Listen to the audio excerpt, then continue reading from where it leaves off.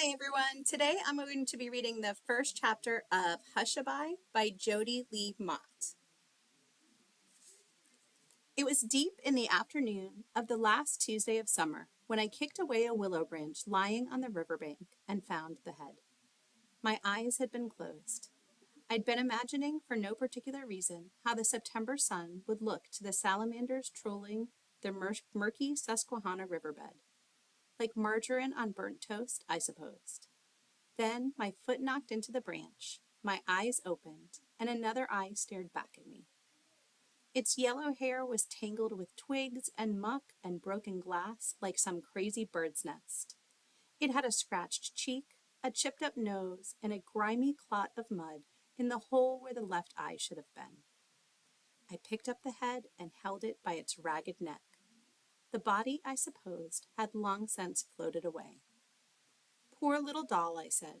"Where'd the rest of you go?" I glanced behind me. My sister Antonia was somewhere along the slope above the bank, searching for flat rocks to skip on the water. She was always somewhere close by. I bent down to drop the head back into the hollow space where it must have been hiding for weeks, maybe years for all I knew. I wondered if the rest of her might be hiding somewhere on the small river island that sat a couple 100 feet out from where I stood. The curve of its shore matched the curve of the riverbank like a puzzle piece, and it was covered in tall birch trees that jostled against each other. I looked at the river. Bars of light shivered across the surface.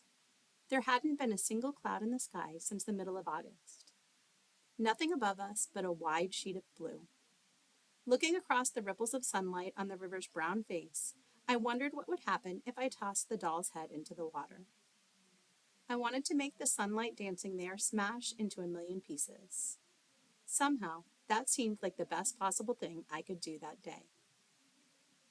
I weighed the doll's head dangling from my hand, its hair twisted in my fingers.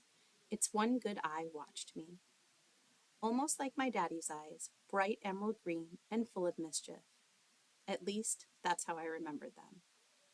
I bit my lip and swallowed the sour ball of pain rising up my throat. The eyes still looked at me, but it didn't seem so bright anymore. It was dull and scratched and looked like nothing more than a cheap glass eye stuck in a poor broken doll's head. "Lucy?"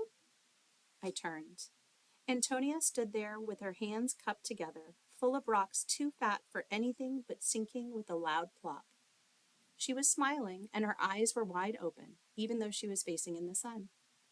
I could never understand how she was able to do that without squinting. The sparkly duckling barrette she wore since second grade glittered in the sun. "Gross," Antonia said, but she was still smiling. "What's that?" "Nothing," I said, "just an old doll's head. Come look." Antonia dropped the rocks, letting them thump in the undergrowth, and shuffled toward me. I pressed my finger against the doll's cheek. "See," I said, "only an old broken doll's head." Antonia wrapped her hand around the head and tried to pull it toward her. I jerked it away. "Stop that," I said, a little more harshly than I intended. "There's glass in its hair. You'll cut yourself. I'm going to throw it back where I found it. Nothing but trash anyway." Antonia pouted. I tried to ignore her, but that pout always rankled me. Even though there was only a year's difference between us, sometimes Antonia acted like such a baby.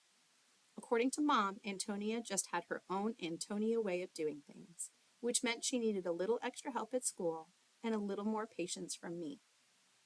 I knew it wasn't completely her fault why she acted the way she did, so I tried to be understanding.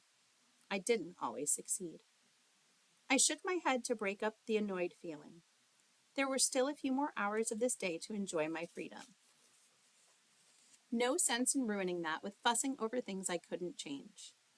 And no sense in keeping some dirty, broken, good-for-nothing doll's head. I stepped toward the river and drew my arm back. A gust of wind shook the gray birch branches across the far bank.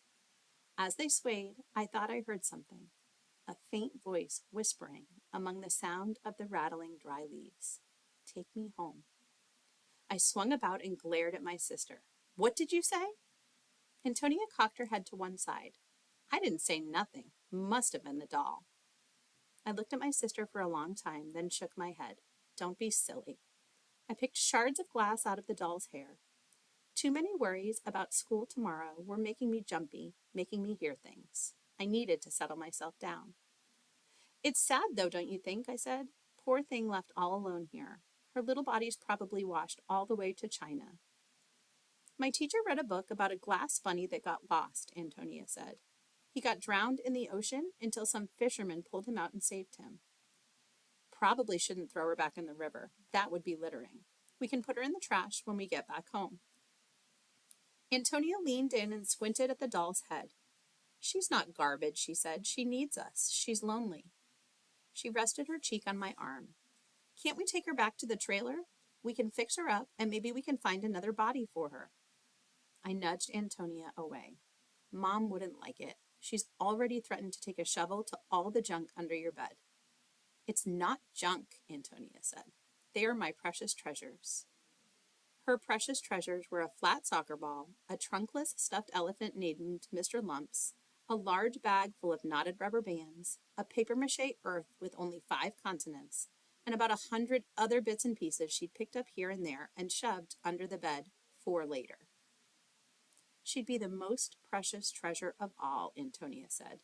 She nestled her cheek against my arm and fluttered her eyelashes.